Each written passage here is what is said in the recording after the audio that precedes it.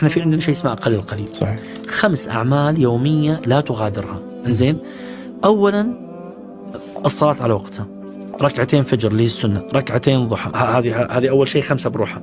صلاة على وقتها، ركعتين فجر، ركعتين ضحى، ورد يومي وأذكار الصباح وركعة وتر.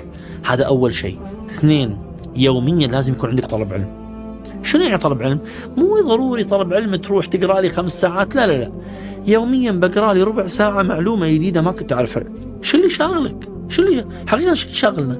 ستجد كمية اللغو وضياع الأوقات غير عادية. لذلك الخماسية 2 طلب علم. طلب علم نقسمه قسمين: طلب وحي، يعني شنو؟ شيء متعلق بدينك بربك، قرآن سنة. وشيء أسميه استخلاف. شنو يعني؟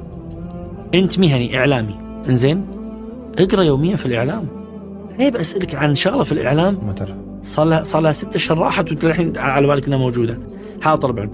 3 الرياضة، وهذه عندنا إشكال كبير فيها. ليش ما يكون عندنا طرح؟ عندنا أحاديث نبوية في قضية الجسم والاعتناء بالجسم وذم بين قوسين الكرش. إنزين، في أحاديث. 4 العامل الاجتماعي، التعارف. شنو؟ يكون عندك يوميا قاعد تتكلم. وعامل اجتماعي وجاهي، شنو يعني؟ مو بالتليفون. مو تليفون. العامل الاجتماعي البعض شيء يقول يعني شنو؟ يقعد مع الأهل. الحين البيوت ما يقعدون مع بعض. صح. وأخيرا يستغربون الناس الجانب الأخير، ترويح. إيه. الناس يستغربون ليش؟ شيخ وما أدري شو تقول ترويح، على بنا يعني الحياة كلها. أقول لهم الرسول قال روحوا القلوب. يوميا روح. شنو يعني؟ سوي شيء النفس تستريح، إجازة.